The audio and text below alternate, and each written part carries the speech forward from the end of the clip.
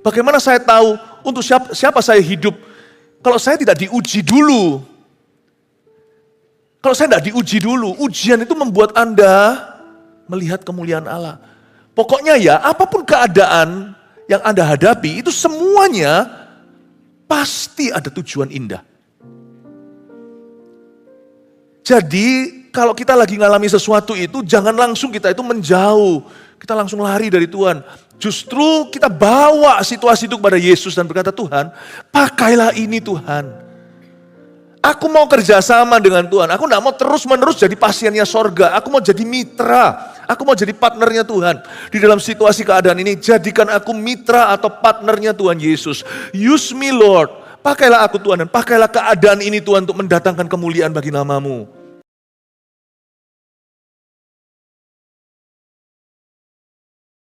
Dan kami percaya Tuhan masih mengabulkan doa ketika kami beriman. Ajari kami ya Tuhan Yesus bagaimana kami boleh beriman kepadamu. Untuk kami, keluarga kami, dan orang-orang ya Tuhan yang kami kasihi. Pada hari ini kami mengenang dan mengingat bahwa sumber berkat kami itu bukan dunia, bahkan bukan pada talenta kemampuan kami, tetapi dari Engkaulah segala yang baik, yang sempurna. Engkaulah orang tua yang lebih tua dari nenek moyang kami semua. Engkau adalah yang paling dituakan dalam hidup kami, Raja di atas segala raja, Tuhan di atas segala Tuhan, Bapa segala roh. Tuhan Yesus, kami tunduk kepadamu, kami ingin dengar suaramu, pakai lidah bibir hamba sebagai seorang pengkhotbah. Di balik setiap perkataan hamba, biarkan Tuhan yang berbicara secara individu kepada masing-masing domba-Mu. Jamah yang sakit Tuhan, sembuhkan yang menderita. Dan kami berdoa Engkau hiburkan yang berkabung, dan Engkau bangkitkan yang patah semangat ya Tuhan. Kiranya berkat-Mu melimpah-limpah atas kami, sehingga kesakitan tidak menimpa kami. Kau memperluas daerah kami dan mengabulkan doa kami. Sembunyikan hamba di balik salib-Mu di dalam nama Tuhan Yesus. Haleluya. Amin. Shalom semua, mari kita berikan tepuk tangan bagi Tuhan. Puji Tuhan. Kasih tepuk tangan untuk present worship-nya dari senior. Wow. Semangatnya itu loh, semangat AOG sungguhan ya. Luar biasa. Saya rasa senior kita menyala itu sungguhan. Coba lihat kanan kiri, gak silau apa? Anda lihat wajah orang di kiri kanannya. Silau ya, bersinar terang. Mazmur 126 itu Tuhan taruh deep dalam sekali di hati saya untuk saya sampaikan pada Anda tentang bagaimana orang Kristen gak boleh kehilangan pengharapan. Pengharapan kita itu bukan pengharapan palsu. Pengharapan kita itu ada fondasinya. Yesus sudah beli segala sesuatu yang hilang, tapi ada pada janji Tuhan di hidupmu yang belum digenapi, belum terjadi. Itu Yesus sudah beli lunas di Kalvari. Di Golgota itu pembayarannya tidak main-main, yaitu nyawa anak Allah. Bukan supaya kita masuk ke sorga, tapi supaya segala sesuatu yang adalah janji Tuhan di hidup kita itu pasti akan diberikan. Dan kita manusia itu tidak lepas dari kesalahan. Pasti juga ada dari sisi kita kekurangan-kekurangan. Kalau kita merenungkan aja di belakang, lalu kita ingat semua keteledoran kita, kecerobohan. Aduh, andai kata begitu ya dulu aku olahraga. Kalau enggak sekarang, lihat ini, sekarang encok semua. Nah, saya ada penyesalan seperti itu dulu. Dulu kalau saya masih main bola basket sama teman-teman saya waktu sekolah, enggak pakai pemanasan, karena anak muda badannya sudah panas. Zaman dulu, udah langsung barusan aja sampai ke lapangan, langsung lari kiri kanan, langsung sana sini. Lalu habis itu berkali-kali saya mengalami ini ya, cedera. Dan cedera itu hari ini masih saya bisa rasakan. Tahu gitu dulu diberesin ya, waktu masih tulangnya lebih muda. Dulu juga kalau masa-masa saya sekolah di musim dingin, ya kira-kira 5 derajat, 7 derajat itu saya cuma pakai satu kaos gitu aja, kaos biasa, keluar. Kuat sekali. Sekarang belum tua, tetapi sudah gak sekuat dulu. Badannya sekarang lebih dingin. Kalau saya tahu gitu, kalau Anda tahu dulu pasti lebih jaga tubuh. Tapi badan itu bukanlah Yang terutama bukan hanya jasmani tapi hubungan. Mungkin ada orang-orang di sini yang menyesal, tahu gitu, aku dulu luangkan lebih banyak waktu sama anak-anakku, cepat gede ya. Nah sekarang balas dendamnya ke cucu rasanya gitu, rasanya mau setiap kali pergi itu selalu kepikirannya cucu, bukan anak misalnya. Tapi tetap mau di dalam hati itu kalau di otak-atik ada penyesalan, tahu gitu dulu ya, aku tuh ada kehilangan waktu sama anakku yang nomor ini. Anakku yang nomor 3, nomor 2, atau anak sulungku. Tahu gitu ya dulu ya, aku gak sesibuk itu kerja, cari uang. Aku kehilangan masa kecil anak-anakku. Pasti kita semua itu punya penyesalan. Belum lagi yang berurusan dengan dosa. Aku dulu pernah buat satu salah. Pernah sekali mengucapkan kata-kata yang sembrono. Dan itu membuat runtuh retak hubunganku dengan keluargaku, dengan sanak saudaraku. Aduh, andai kata aku bisa ulang ya, aku tidak akan begitu. Hanya kita nggak berani mengakuinya, kita hanya gumun di hati. Karena kita terlalu gengsi untuk mengakui. Ayo coba sekarang saya tanya dulu kejujuran kita. Adakah di antara kita punya penyesalan-penyesalan yang seperti itu di dalam hidup ini? Yang angkat tangan jujur, yang nggak angkat tangan masih gengsi dia. Padahal di hati tahu, setiap kita manusia nggak lepas dari kesalahan, pasti ada penyesalan. Makanya ayat ini menunjukkan pada kita bagaimana Tuhan memulihkan tahun-tahun, bulan-bulan, minggu-minggu, dan hari-hari yang hilang di hidup kita. Gimana Tuhan memulihkan masa lalu kita, tanpa harus kita hidup di masa lalu kita. Kita hidup di masa kini dan kita harus melihat masa depan, tapi Tuhan bisa memulihkan masa lalu kita loh. Tahukah Anda? Kasih Tuhan memulihkan, kasih Tuhan memperbarui, kasih Tuhan mau mengampuni, kasih Tuhan mengubah segalanya. Tuhan itu bisa pulihkan segala-galanya. Coba katakan pada orang di sebelah kirinya, Tuhan bisa pulihkan segala-galanya. Kiri ya. Nah, yang kiri juga lihat kiri, nah ketemu loh. Tuhan bisa pulihkan segala-galanya, katakan amin. Saya tunjukkan caranya, inilah hikmatnya. Kita baca dulu firman-Nya. Pengharapan di tengah-tengah penderitaan, nyanyian ziarah Mazmur 126. Ayat pertama, ketika Tuhan memulihkan keadaan Sion, keadaan kita seperti orang-orang yang bermimpi. Pada waktu itu mulut kita penuh dengan tertawa dan lidah kita dengan sorak-sorai. Pada waktu itu berkatalah orang di antara bangsa-bangsa, Tuhan telah melakukan perkara besar kepada orang-orang ini. Tuhan telah melakukan perkara-perkara besar kepada kita, maka kita bersuka cita. Pulihkanlah keadaan kami ya Tuhan, seperti memulihkan batang air kering di tanah Negeb. Orang-orang yang menabur dengan mencucurkan air mata, akan menuai dengan sorak-sorai. Orang itu akan berjalan maju dengan menangis sambil menabur benih, pasti pulang dengan sorak-sorai sambil membawa berkas-berkasnya. Katakan amin dulu, saya jelaskan. Ayat pertama dikatakan nyanyian ziarah. Ziarah itu apa? Ziarah itu kayak orang pergi ke gereja. Ziarah juga bisa kita retreat kemana gitu ya. Kita nanti bulan November kita juga mau sama-sama retreat ziarah ke Israel. Ziarah itu artinya begini loh. Sebuah perjalanan menuju ke Tuhan. Tuhan itu bukan hanya ada di sorga, itu iya.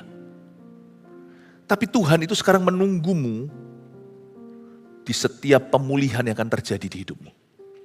Tuhan tuh ready, Tuhan tuh siap memulihkan segala sesuatu. Saya nggak buka satu-satu aja ayatnya, di kitab Kolose dikatakan, dialah pengharapan akan kemuliaan. Yesus itu sengaja sekarang itu belum datang kembali seperti yang dia janjikan, karena dia masih belum memulihkan segala perkara. Itu ada ayatnya. Tuhan tuh menunggu sampai pulih segala sesuatu, dia kembali. Dia itu menunggumu. Dia ingin bekerja sama denganmu untuk memulihkan sesuatu di hidupmu. Dia itu menantikan Anda, dia itu menunggu sampai segalanya yang utama di hidup Anda akan pulih. Tuhan mau memakai Anda. Tidak ada satupun situasi itu yang bisa memblokirmu. Segala keadaan yang Tuhan izinkan itu justru Tuhan izinkan demi kemuliaannya. Bagaimana kita tahu bahwa dia adalah Yehova Rafa atau Allah yang menyembuhkan? Kalau kita nggak sakit dulu, bukan berarti mari kita minta sama Tuhan agar kita dibuat sakit, bukan. Tapi kalau kita sudah sakit, percayalah Tuhan bisa pakai keadaan ini. Kalau kita belum sembuh, Tuhan bisa tunjukkan glory, kemuliaan dalam karakter kita. Saya ingat ketika saya sebagai seorang gembala sidang pun, ketika saya sakit pun, justru saya diuji. Untuk siapa saya hidup? Kalau waktu saya sakit, saya mengeluh dan mengasihani diri sendiri. Nah, nampak kan dia hidup untuk siapa? Saya ini cancer survivor. Seperti beberapa Anda. Waktu saya kena itu saya doakan begitu banyak orang penderita kanker. Tanpa mereka tahu kondisi saya. Dan saya juga tidak cerita-cerita. Toh mereka tidak tanya. Dan saya nggak apa-apa. Saya dahulukan orang lain. Bagaimana saya tahu untuk siapa saya hidup? Kalau saya tidak diuji dulu. Kalau saya tidak diuji dulu. Ujian itu membuat Anda melihat kemuliaan Allah. Pokoknya ya, apapun keadaan yang Anda hadapi, itu semuanya pasti ada tujuan indah. Jadi kalau kita lagi ngalami sesuatu itu, jangan langsung kita itu menjauh. Kita langsung lari dari Tuhan. Justru kita bawa situasi itu kepada Yesus dan berkata, Tuhan, pakailah ini Tuhan. Aku mau kerjasama dengan Tuhan. Aku tidak mau terus-menerus jadi pasiennya sorga. Aku mau jadi mitra. Aku mau jadi partnernya Tuhan. Di dalam situasi keadaan ini, jadikan aku mitra atau partnernya Tuhan Yesus. Use me Lord. Pakailah aku Tuhan dan pakailah keadaan ini Tuhan untuk mendatangkan kemuliaan bagi nama-Mu. Amin. Sekarang saya tunjukkan nyanyian ziarah. Ketika Tuhan memulihkan keadaan Sion, keadaan kita seperti orang-orang yang bermimpi. Saya kasih latar belakangnya sederhana. Ini ditulis oleh seorang hamba Tuhan bernama Ezra. Ezra ini yang menulis juga kitab Ezra di Perjanjian Lama. Dan beberapa kitab yang lain juga di Perjanjian Lama. Ezra ini seorang hamba Tuhan yang pulang kembali ke kampung halaman, yaitu ke Yerusalem, ke Israel. Setelah bangsa Israel mengalami pembuangan, mereka itu diasingkan karena kalah perang. Bangsa Israel itu diangkut boyongan dan dibawa ke Babel atau Babilonia. Jadi mereka orang Israel itu semua dikuras habis, disisain yang cacat, yang tidak berdaya. Disisain semuanya itu di Yerusalem, tapi sisanya semua diangkat ke Babel, yaitu di daerah Irak, Iran sana hari ini. 70 tahun mereka itu di pembuangan. Kali ini mereka pulang. Dan waktu mereka pulang itu alias pulih, itu seperti berziarah. Mereka hampir-hampir gak bisa percaya, ini sungguhan terjadi. Lah ya coba bayangkan, kalau suami seseorang 7 tahun gak pulang, lalu tiba-tiba nongol di depan pintu dan minta maaf. Ya saya ngerti lah, itu pasti ada komplikasinya. Kan misalnya di sini ada orang yang anaknya itu sakit kulit. Kasihan loh, pelontang-pelontang, obatin mana-mana gak sembuh. Lalu tiba-tiba 7 tahun kemudian, udah gitu aja lenyap penyakitnya. Kita sampai hampir gak percaya. Hampir gak percaya. Orang yang selalu di bawah taraf kemiskinan, apes demi apes melulu. Jangankan beli sesuatu, ngontrak rumah lagi, bayar tagihan aja gak bisa. Bahkan gak bisa memastikan kalau bulan depan gak diusir sama tuan rumah. Tiba-tiba 7 tahun kemudian bisa beli rumah. Seluruh keluarga rasanya nangis, terharu, gak bisa percaya. Akhirnya kita punya rumah sendiri. Ini 70 tahun. 70 tahun itu lama. Orang Indonesia pindah ke luar negeri. 70 tahun kemudian udah pasti bahasa Indonesianya tipis-tipis. Bagi Tuhan tidak ada waktu lama. Dan bagi Tuhan tidak ada kata terlambat atau telat. Mungkin tidak sesuai dengan agenda dan waktumu. Tapi kalau Tuhan bilang sesuatu bisa pulih, lama pun kau nanti. Sebab bagi Tuhan, 1 hari sama dengan 1000 tahun. Artinya janganlah kau menyerah. Kalau ada janji Tuhan yang hari ini, sampai detik ini di usia Anda sekarang itu belum digenapi, jangan give up. Jangan menyerah. 有为爱我的天父，他永远不放弃我，他爱的同在使我完全，我真知他顾念着我。Ngerti nggak ngerti? Semoga ngerti. 我知他顾念着我，有为爱我的天父 Ada seorang Bapa di sorga yang mengasihi aku. Ta yongyuan bu fangqi wo. Dia selama-lamanya tidak akan menyerah atas hidupku. Kasihnya itu melepaskan aku. Aku tahu yakin seyakin-yakinnya bahwa dia mencintai aku. Ada seorang Bapa di sorga yang tidak pernah menyerah atas saya. Kalau Tuhan pernah berkata sesuatu di masa muda Anda, mungkin waktu Anda belum umur 30. Tapi sekarang belum digenapi. Percayalah janji itu. Asal itu dari firman, bukan dari halusinasi. Berhenti halusinasi, mau sampai kapan? Sudah jadi bubur masih dihalusi. Ngerti enggak? Belum enggak ngerti ya? Halusinasi kan? Menghaluskan nasi kan? Kalau itu bukan dari halusinasi, tapi dari firman dan doa, jangan kau serahkan ke tangan setan dan berkata, Tuhan salah, atau aku salah dengar. Pegang teguh Bapak Ibu. Kalau Tuhan pernah berkata cucu Anda akan sembuh, percaya yakin penuh. Kalau Tuhan berkata anak Anda akan kembali ke jalan Tuhan, sampai hari ini pun telepon rumah aja gak pernah. Jangan kau menyerah. Bagi Tuhan itu tidak ada waktu yang pendek, waktu yang panjang. Tuhan itu kekal selama-lamanya. Asal dia berfirman, pasti digenapi. Katakan amin. Miliki iman. Katakan pada orang kanannya sekarang, semoga ketemu. Miliki iman. Amin. Ketika Tuhan memulihkan keadaan Sion, waktu mereka kembali sungguhan, mereka hampir gak percaya itu. Waktu perjalanan ke sana, mereka tentunya gak punya pesawat ya, mereka jalan kaki. Itu lama loh, berbulan-bulan untuk mencapai Irak-Iran. Itu dari Yerusalem itu. Ini semua di Timur Tengah. Itu mereka sampai ke sono itu, lama. Ada juga yang mungkin naik keledai, bahkan yang kaya naik kuda. Tapi waktu mereka sampai di sana berminggu-minggu berbulan kemudian, waktu di perjalanan itu mereka toleh-tolehan dan berkata, wow, hampir aku gak bisa percaya pada waktu itu mulut kita penuh dengan tertawa ya dua. Dan lidah kita dengan sorak-sorai rasanya, gak percaya loh, gak percaya. Baru berapa minggu yang lalu, sebelum saya ke Brasil, saya mendoakan satu orang, anak kan gak bisa bohong ya. Mata satunya buta total. Gak usah dites. Tiba-tiba anak itu nangis lalu peluk mamanya. Mamanya tanya, kamu lihat? Dia hampir gak percaya. Makanya anak hanya bisa ekspresikan dengan tangisan. Karena mungkin dia rasa, I cannot believe it. Aku bisa melihat. Waktu Tuhan pulihkan itu ya, Anda rasa seperti mimpi kalie. Kayak mimpi rasanya.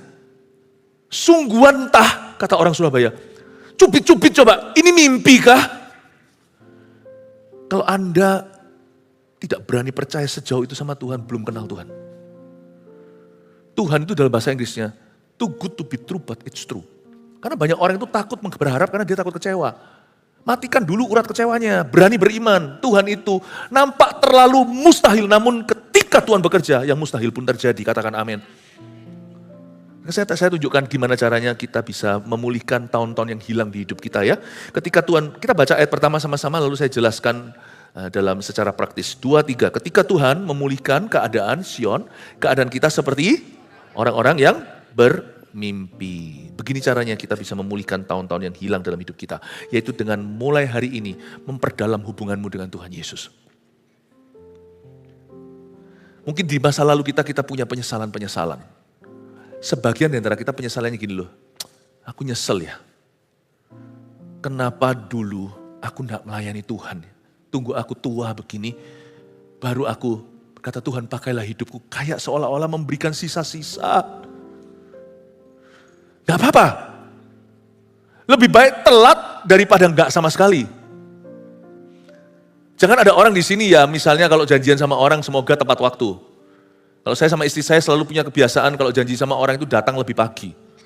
Pernah kita janjian sama-sama, ternyata pagi-pagian, siapa yang lebih pagi ya waktu itu ya? Saya sama istri saya datang dulu atau Pak? Bapak dulu. Saya dulu ya. Kita lebih pagi berapa lama waktu itu? Setengah jam ada. Saya datang sudah di atas setengah jam sebelum janjian. Apalagi karena saya yang lebih muda meskipun saya gembala sidangnya. Kita selalu kalau bisa early lebih baik. Makanya saya ajarkan di gereja ini, kalau mau melayani Tuhan itu lebih muda lebih baik. Saya kalah hari ini, saya melayani Tuhan itu mulai umur 18 tahun. 18 tahun. Saya kenal Pak Samuel Handoko, saya umur 19.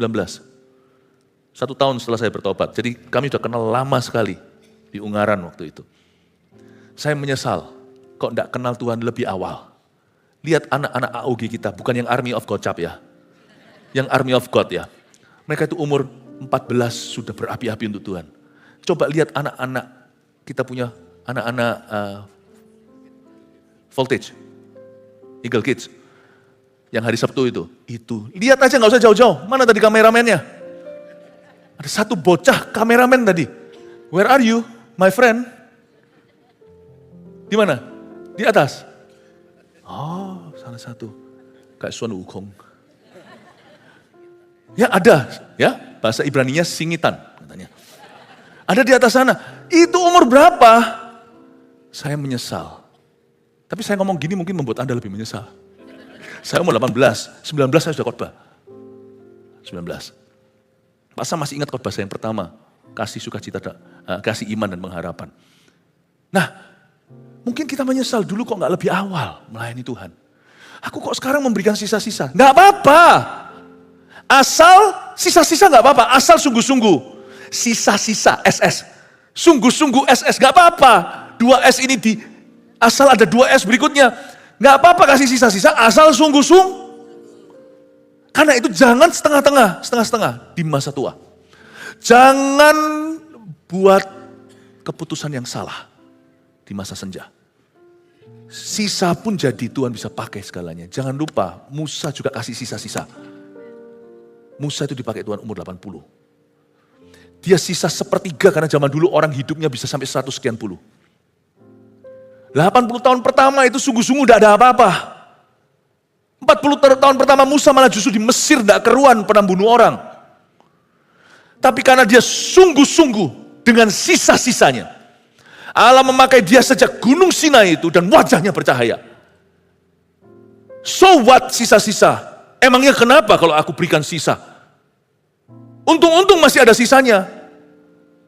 Jangan pernah kalau kita tabrakan mobil, belum rongsok semua, kita berkata, tanggung ditabrakkan lagi. Sisa pun Tuhan bisa pakai, asal kau sungguh. Ini yang disebut ketika Tuhan pulihkan keadaan Sion, keadaan kita seperti orang yang bermimpi, kita bisa dipulihkan masa hidup kita ini, dan masa lalu kita yang penuh penyesalan pun bisa pulih kalau kita sungguh-sungguh hari ini. Masa lalu yang kayaknya terbuang sia-sia itu bisa ditempuhi. Bahasa Surabayanya bisa ditebus kalau kita sungguh-sungguh. Mungkin dulu adalah bapak yang ngamuk-ngamuk, ayah yang muring-muring. Tapi sejak hari ini dijamah di GMS Senior, dulu hubungannya dengan anaknya mungkin kaku. Selalu muka batu, bagus gak pernah dipuji. Bukan berarti anak-anak muda minta dipuji, enggak. Tapi anehnya kalau sekali salah langsung jadi polisi. Pokoknya anak itu hanya dapat perhatian kalau dikoreksi. Tapi hari ini setelah Anda dikoreksi oleh Tuhan lewat firman ini, Anda berkata, aku mau berubah. Muka batuku akan ku ganti. Mungkin pertama-tama agak sedikit canggung, sedikit aneh. Ayah yang tidak pernah ekspresi, sudah kaku itu semua otot wajahnya. Apalagi kalau anaknya sudah punya anak, sudahlah rasanya nggak mungkin bisa berubah. Padahal di hati Anda menyesal. Terlalu keras sama anak cowokmu itu. Udah terlalu keras. Coba kalau Anda pikirkan, pasti ada sesuatu, kalau enggak gengsi loh ya, pasti bisa mengaku ada sesuatu yang hilang antara kami. Terus tiba-tiba pulang dari gereja, Anda panggil anak Anda yang deg-degan, dia lebih deg-degan, ada apa? Papa kalau manggil aku biasanya marahin aku. Tiba-tiba Anda berkata, Papa mau doakan kamu. Itu anak Anda mau pingsan tapi dia tahan. Mungkin belum pernah dalam hidupmu sama sekali Anda peluk dia, mungkin dipeluk Tuhan, anak Anda mulai risih. Karena di antara Anda berdua tidak ada jamah-jamahan, itu tidak ada. Malah justru jambak-jambakan. Tiba-tiba Anda berkata dalam nama Yesus, amin, lalu peluk. God bless you. Anak Anda pulang itu pikir itu papanya siapa itu? Itu ya bisa menebus semua musim dinginmu dengan dia. Satu kecupan, satu ciuman, satu pelukan itu bisa mengubah wintermu. Kalau kau sungguh-sungguh. Tapi jangan setelah lakukan itu, besok marahi lagi. tapi konsistensi. Hubungan kami sekeluarga juga diubah oleh Yesus. Yesus kalau ngubah orang itu nggak sampai hanya di dalam hati. Segala sesuatu yang Tuhan ubah di dalam hati itu pasti sampai manifestasi. Makanya ada yang namanya buah roh. Roh Kudus tidak bisa kau sembunyikan. Apa yang terjadi di dalam yang diberikan, itu nanti akan keluar dan berbuah. Sekarang setiap kali saya ketemu papa mama kami selalu cium. Nggak pernah itu, kami ini totok sekali. Jarang yang begitulah, bukannya nggak pernah. Jarang.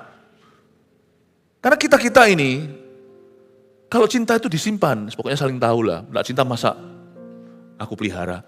Gitu, asumsi orang lain pasti ngerti. Nggak pernah kita utarakan. Kalau kita mau sungguh-sungguh, kita jadi agen perubahan. Caranya gimana Tuhan memulihkan apa yang hilang di belakang? Yaitu caranya begini, dengan kau sungguh-sungguh sekarang mengubahnya mulai hari ini. Itu akan berubah. Amin? Ya, itu caranya. Dan juga selain itu, sisa hidup kita di belakang ini, pastikan yang ada di depan kita maksudnya, pastikan kau maksimalkan. Dulu waktu masa muda, saya dengan teman-teman saya adalah teman kejahatan. Teman-teman saya semua saya ajak ke suhu. Ya, suhu udara maksudnya yang panas. Tapi sekarang saya cuma punya satu sifu. Saya cuma punya satu sifu, yaitu Tuhan Yesus. Dulu berapa banyak orang yang ku ajak rusak. Mungkin kerusakan itu kan bisa macam-macam. Ada orang sih kerusakannya itu dugem. Ada juga yang apa? Ada juga orang-orang yang belum percaya Tuhan itu menuntun yang lainnya untuk turut gak percaya. Apa-apa, masa mudaku terbuang sia-sia. Karena aku belum kenal, belum tahu. Tapi mulai hari ini aku akan menjadi penjala manusia. Semua orang yang kutemui, baik itu waktu saya antarkan cucu saya ke sekolahnya, atau antarkan anak saya, atau pas ketemu, pas lagi ada ulang tahun anak saya, lalu ada teman-temannya, lalu saya ketemu dengan teman-teman lama, pokoknya mulai hari ini saya jadi penjala manusia. Teman lamaku, teman dulu, teman SMA aku, mungkin zaman dulu, atau teman baru, semua satu-satu tak ajak kenal Yesus. Nah itu namanya memaksimalkan masa depan. Kalau dulu masa lalu 2/3 itu semuanya terbuang sia-sia. Kita bawain orang semuanya ke setan. Mulai sekarang akan bawa semua orang ke Tuhan. Kalau kita punya tekad itu, Tuhan akan melihat dan berkata, aku akan pulihkan hidupmu yang hilang di belakang dengan apa yang akan aku lakukan di hidupmu sekarang. Kamu akan lihat masa depanmu penuh pengharapan. Amin. Jangan kalah sama anak-anak muda. Anak-anak muda kalau lengah pasti akan dibalap sama senior. Dulu waktu kecil kan ada satu ilustrasi. Ini hanyalah cerita fantasi, ini bukan cerita reality. Ingat gak cerita tentang perlombaan antara kura-kura dan kelinci? Menang mana Bapak Ibu? Kura-kura? Enggak. Ya kelinci lah kalau kelinci itu mau sungguhan. Iya kan? Kura-kura lawan kelinci kalau diadu pasti menang kelinci lah. Kelinci lompat sekali aja, kura-kura perlu 10 langkah. Tapi masalahnya si kelinci itu merasa dirinya cepat, dirinya mudah, dirinya hebat. Nyantai dia, tengah-tengah jalan dia tidur. Tenang, waktuku masih banyak. Tidur siang. Tapi kura-kura merasa waktuku sedikit dan usahaku besar. 1 langkahnya dia, 10 langkah kecilku. Aku harus lari, meskipun larinya dia itu dari atas sini waktu kita lihat kayak jalan. Tahu nggak keong yang ketakutan itu di depan Anda kayak tidak bergerak, dia udah lari setengah mati. Bekecot itu. Tapi akhirnya tetap kau injak kan. Padahal dia udah lari setengah mati. Kura-kura tahu usahanya besar, jeripayah lelah. Dia tahu bahwa kalau dia nggak lari setengah mati, sisa waktunya sedikit. Dia harus lari selamatkan diri. Dalam cerita itu kita tahu waktu kita SD. Akhirnya ironis, yang sampai garis finish, kura-kura dulu. Bukan karena kelincinya kalah, tapi karena kelincinya lengah. Anak muda yang kira, gua banyak waktu. Sama senior yang berkata, waktuku enggak banyak. Yang sini berkata, asal-asal. Aku loh punya banyak waktu, saldoku masih banyak. Yang sini berkata, yang aku punya hanya sisa. Yang satu berkata, nanti saja. Yang satu berkata, hanya ini Tuhan, persembahanku, segenap hidupku, jiwa dan ragaku, Sebab tak kumiliki harta kekayaan apalagi waktu yang cukup berarti untuk persembahkan. Hanya ini Tuhan permohonanku, terimalah Tuhan persembahanku. Lalu dia doa begini, hati-hati kalau senior berdoa begini. Anak muda pun bisa dibalap kalau mereka lengah. Pakailah hidupku sebagai alatmu seumur hidupku. Pakailah hidupku sebagai alatmu sisa hidupku. Hati-hati anak-anak muda. Sebab kura-kura akan sampai ke garis finish dulu. Bapak ibu saudara, bagaimana Tuhan bisa memulihkan apa yang hilang di belakang? Satu, kau sungguh-sungguh. Dua, kau maksimalkan waktu. Sekarang waktunya. Makanya sekarang orang tua itu bukan waktunya. Kalau di usia tertentu itu, di usia tertentu baru memulai sesuatu. Finish apapun yang kau mulai. Jangan pindah-pindah gereja. Buang-buang waktu. Jangan pindah-pindah ministry. Buang-buang waktu. Sungguhan. Buang-buang waktu. Jangan habis itu pindah-pindah kerja. Apa itu kripto? Apa itu kripto ya? Apanya kripel itu? Lo silakan gak apa-apa, namanya orang awet muda dan orang masih berjiwa muda mau belajar. Tapi jangan coba-coba. Itu bukan musimmu lagi. Coba-coba. Musim Anda itu setia, maksimalkan lari. Lari kencang. Melayani itu melayani sungguh-sungguh. Komit itu komitmen. Kan gak lucu, orang sudah menikah 50 tahun. Ya kan? Bukan silver lagi, bukan lagi istrinya jadi silver queen. Tapi sudah pernikahannya itu pernikahan emas. Menuju pernikahan berlian 60. Terus moro-moro, kata orang Surabaya, tiba-tiba cerai. Bukan waktunya di usia itu cari istri muda. Tapi bersama dengan istrimu, layani keluargamu hingga warisan yang diturunkan sampai anak cucu adalah takut akan Tuhan. Betul kan? Itulah salah satu hal yang paling ngilu dalam hidup ini kan. Kalau kita mendengar orang setelah menikah sekian lama tiba-tiba udah sampai usia yang matang, cerai. Ya enggak? Itu kan seperti miris di hati kan. Rasanya kayak, lu ya ngapain ya kan? Ngapain?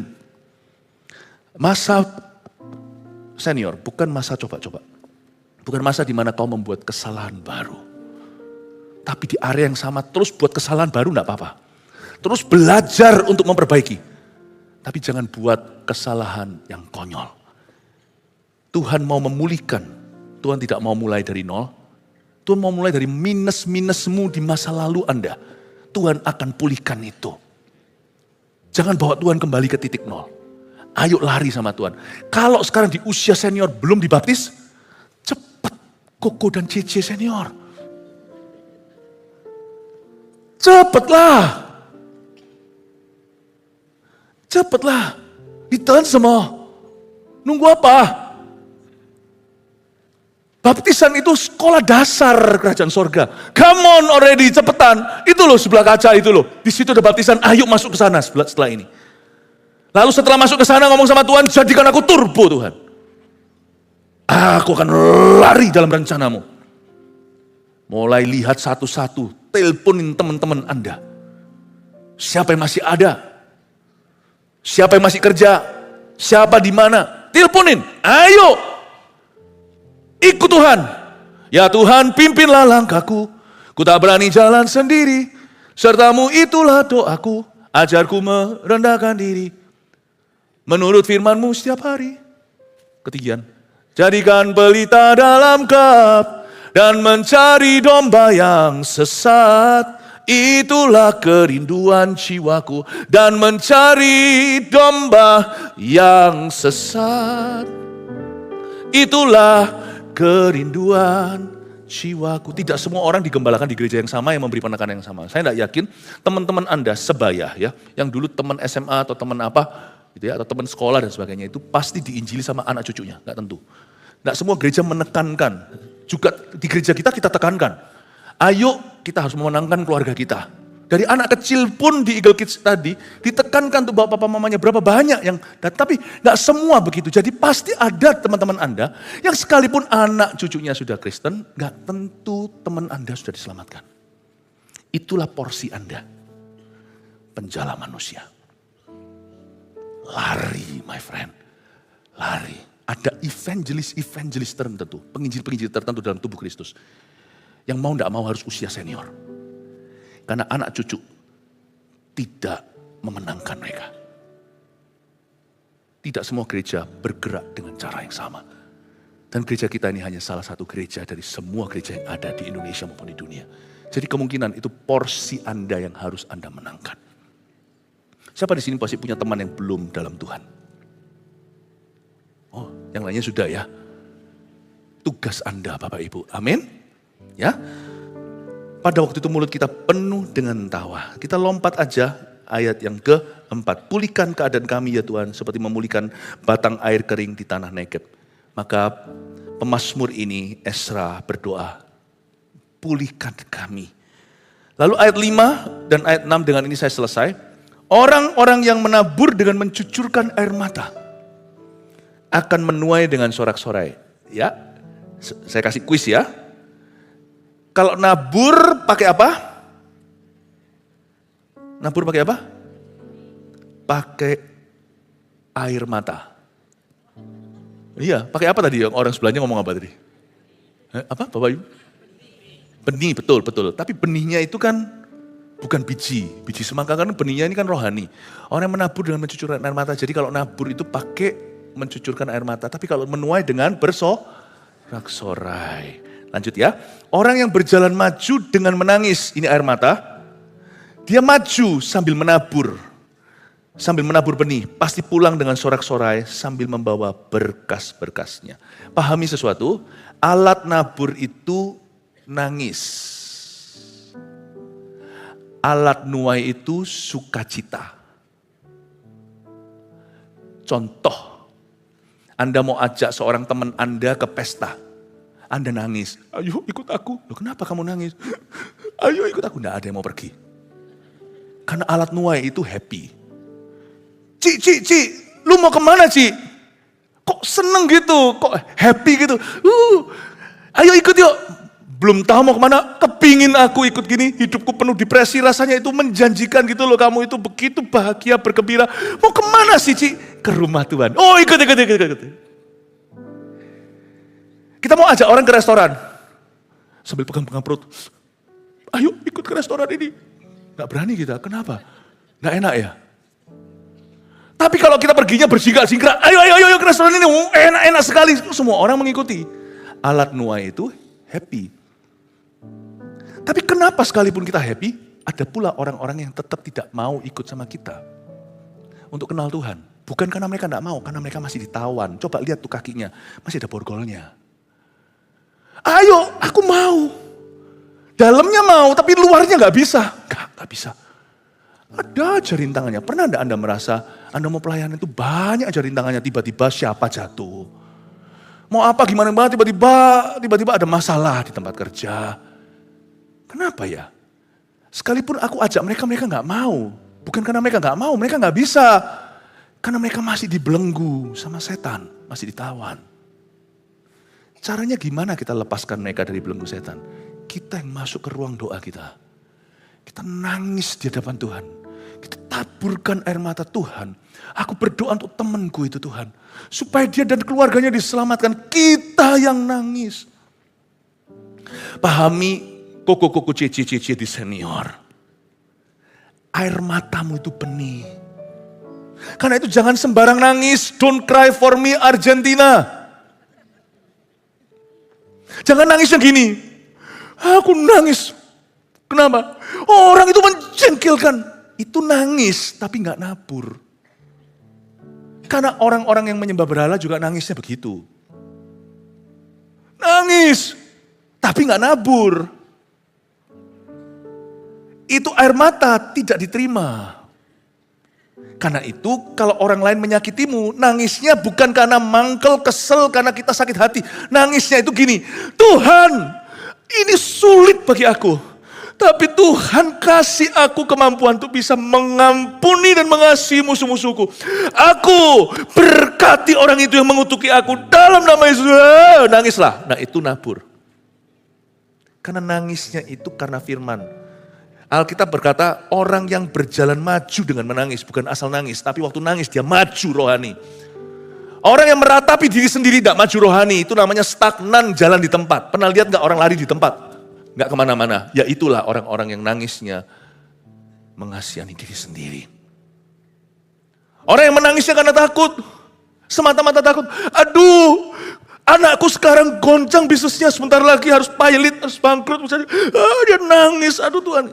Itu sudah lumayan, sudah setengah jalan, teruskan. Tapi aku percaya kiranya Engkau memberkati aku berlimpah-limpah sambil nangis menderu-deru.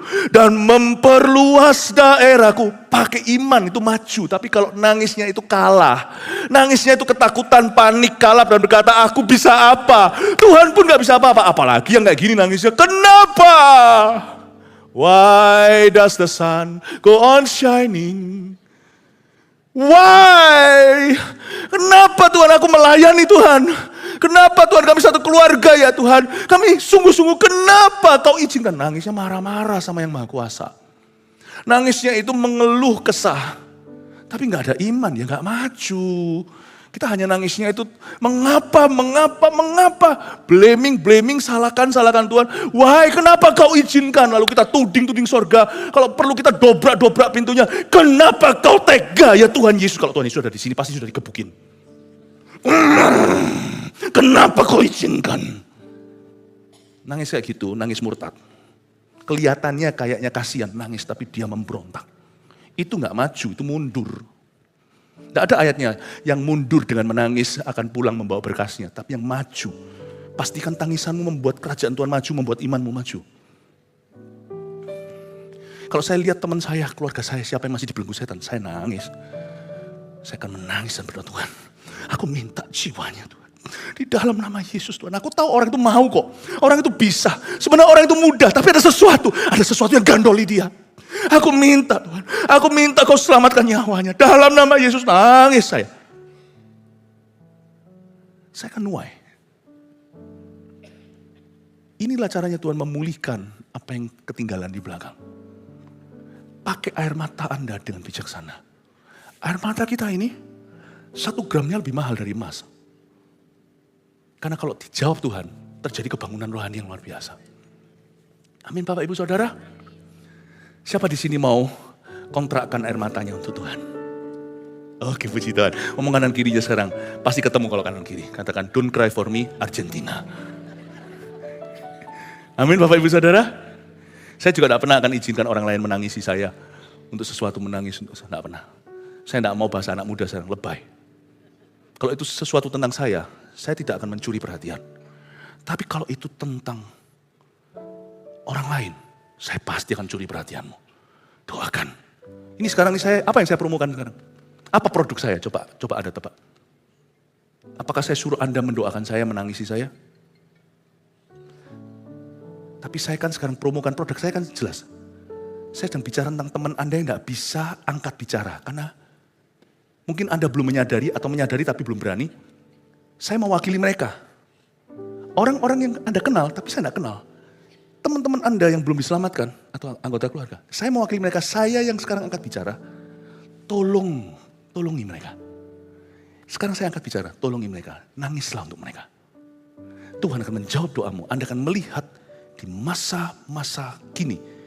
Apapun yang masih tersisa di depan, Allah akan memakaimu secara dahsyat. Amin Bapak Ibu Saudara. Siapa di sini mau dipakai Tuhan seperti itu? Puji Tuhan, kasih tepuk tangan untuk Tuhan Yesus. Yang belum ikut CG, udah jangan buang waktu. Oh puji Tuhan, akhirnya saya ketemu komunitas yang tepat untuk saya. Bukan orang-orang yang kumpul hanya untuk makan-makan dan senang-senang yang gitu, di dunia sudah banyak. Saya akhirnya ketemu komunitas yang membuat saya dekat pada Tuhan. Dan komunitas di mana kita bisa sama-sama memenangkan jiwa. Udahlah, ingat gak lagu itu? Saya lupa. Itu loh, mungkin anak Anda waktu kecil atau cucu Anda pernah dengarkan, tapi zaman dulu sih. Itu loh yang apa? Didorong-dorong, ditarik-tarik untuk mau ke Tuhan. Apa itu? Lagunya anak kecil itu. Saya kok jadi ingat penyanyi anak kecil dulu sih, anak kecil sekarang pasti sudah gede. Ya. Jadi itu loh, sama Tuhan itu jangan terus minta ditarik-tarik, didorong-dorong, ditarik-tarik, didorong-dorong. Jangan buang waktu. Ke CG, ke gereja, ke ibadah. Ini sudah bukan zaman musimnya, masih harus didorong, ditarik lagi. Padahal dia udah tahu kebenaran. Itu ya, kalau saya pakai tenaga yang sama untuk narik seseorang di sini, saya tarik orang-orang besok dari negeri Panda. Itu mereka sudah mengalami kebangunan rohani. Jangan Anda jadi sumbat botolnya kerajaan sorga. Nggak boleh manja. Justru di usia senior ini, sekali ketemu Tuhan harus lari, harus sungguh-sungguh kejar. Sekali ketemu komunitas yang pas seperti CG, aku tertanam. Sekali ketemu gereja yang sungguh-sungguh hidup, aku mau di sana. Nggak usah ditarik 2 kali, nggak usah didorong 2 kali. 1, kita nggak punya waktu, kita semuanya nggak punya waktu banyak. 2, jangan kita buang waktu Tuhan. Karena dengan cara yang sama kalau saya pakai itu, saya bawa ke Afrika, itu orang-orang sudah bertobat 1 kampung. Beneran. Sudah 1 kampung. Saya belum cerita ya, dengan ini saya selesai ya, saya ceritain dia. Saya pernah pergi ke satu negara yang dimana orang Kristen dianiaya. Di sebuah pegunungan waktu itu ada 3.000 orang berkumpul. 3.000 itu semuanya adalah pemimpin-pemimpin alias pendeta-pendeta. Satu kota hanya boleh datang 1 pasang. Jadi bisa bayangkan, berarti ada 1.500 kota atau denominasi gereja yang diwakili dalam satu pertemuan. 1 hari, 5 sesi. Mereka nggak capek-capek, saya yang capek-capek. Mereka bawa cracker, duduk di depan, takut kursi diambil orang. 5 kali itu kelaparan setiap hari. Mereka tidak berani pergi. Saya kira hanya mereka yang luar biasa. Saya pergi keluar, saya melihat sekitar ada ratusan emak-emak. Orang-orang tua. Dan pakai bahasa dialeknya, bahasa daerah, bukan bahasa nasional. Mereka sambil ngobrol-ngobrol, sambil potong-potong lobak. Dan sambil nyanyi-nyanyi sukacita. Usianya usia bobo saya semua. Usianya adalah usia grandma saya. Dan mereka duduk begini sambil potong-potong lobak dan sayur, masak untuk 3.000 partisipasi, untuk 3.000 yang hadir waktu itu. 3.000 pemimpin itu. Saya lewati mereka, saya mau nangis. Mereka sukacita, ini Tuhan. Lalu habis itu supnya ditaruh di tengah. Nah disinilah saya takut hepatitis. Karena semua orang masukkan ke tengah semuanya dan ambil makanan. Tapi saya ingat Tuhan berkata, kalau kamu pergi dalam misi, minum racun maut pun tidak akan mati. Saya tidak menantang, ayo mana racun maut. Enggak, tapi kalau gini, saya nggak ngambil, nggak sopan. Saya ngambil, gimana? Saya bilang, Tuhan inilah waktunya ayat ini harus berguna. Tak celupin sama saya, masuk sama-sama kita makan. Disediakan satu kerekan di belakang sana, kalau sampai tiba-tiba digerebek, saya harus diturunkan. Mirip seperti cerita Paulus, tapi nggak terjadi. Jadi cerita ini saya lihat, dan itu ratusan bahkan ratusan orang-orang senior melayani. Dan di antara 3.000 orang itu banyak hamba-hamba Tuhan situ. Orang-orang senior semua. Sadar gak? Mereka gak punya Alkitab. Pendeta gak punya Alkitab. Gimana mereka bisa ngajar firman? Mereka pernah dengar Injil. Dari seorang penginjil yang dulu juga pernah datang ke Indonesia. Saya gak bisa cerita lebih lanjut lah Anda kira-kira. Ini keturunan ke-7 sejak Injil diberitakan di situ. Mereka hanya pernah mendengar Yesus, Injil Yesus mati, bangkit. Dan dia siapa? Semua cerita Natal semua mereka ngerti. Dan gak hanya itu, mereka juga merobek halaman-halaman Alkitab. Bukan karena mereka itu suka sobek-sobek Alkitab. Tapi mereka giliran seperti piala bergilir. 1 pasang itu, dan di antara jemaatnya dan pengerjanya, mereka giliran hari ini, kamu bisa punya halaman ini, Lukas pasal 3. Sana Lukas pasal 7. Sana Lukas pasal 4 dikasih di tangan. Dan itu giliran kalau satu hilang cilakalah. Ya, dan mereka baca Alkitab, sebagian antara mereka hafal Alkitab, semua pasal itu di kitab itu. Terpaksa. Kenapa tadi saya berkata, jangan kau ditarik-tarik dan didorong-dorong. Dengan Alkitab yang sama di tangan Anda, kuku-kuku dan cici-cici. Itu 1 kampung sudah makan rohani. dengan cara orang-orang di gereja ini ngajak Anda, ayo ibadah, ayo ibadah. Itu di sana, nggak usah diminta. Mereka nggak meninggalkan tempat duduknya dengan cracker. Dari jam pagi 5 sesi sampai malam terakhir, mereka tidak beranjak dari sana. Bukan diajak, mereka nggak mau pergi. Makanya saya itu kan lihat dua sisi. Waktu saya kembali lihat ada orang yang harus ditarik-tarik, didorong-dorong. Aduh, kalau saya bukan berarti gembala ya let go orang-orang itu. Lepaskan aja. Kasih tempat kerajaan surga untuk orang-orang yang kayak itu. Kasih tempat kerajaan surga untuk orang-orang seperti itu lebih layak. Amin Bapak Ibu. Saya tuh lihat itu. Di satu sisi lain, kembali lagi ke jemaat yang saya gembalakan. Saya jadi jendela misimu, memberitahu apa yang terjadi, apa yang Allah lakukan di seluruh dunia. Bapak Ibu Saudara, saya mau Anda untuk mengerti satu hal. Janganlah kita buang-buang waktu. Mari kita sungguh-sungguh. Apapun juga yang ada dalam kehidupan kita, serahkan benar-benar kepada Tuhan dan Tuhan bisa memakainya. Amin Bapak Ibu Saudara. Terakhir sebelum saya selesai, ada satu orang yang barusan saya layani, 10 tahun tidak ke gereja. Singkat cerita, dia karena kecewa dengan Tuhan dan orang Kristen. Benar-benar sudah meninggalkan jalan Tuhan. 10 tahun.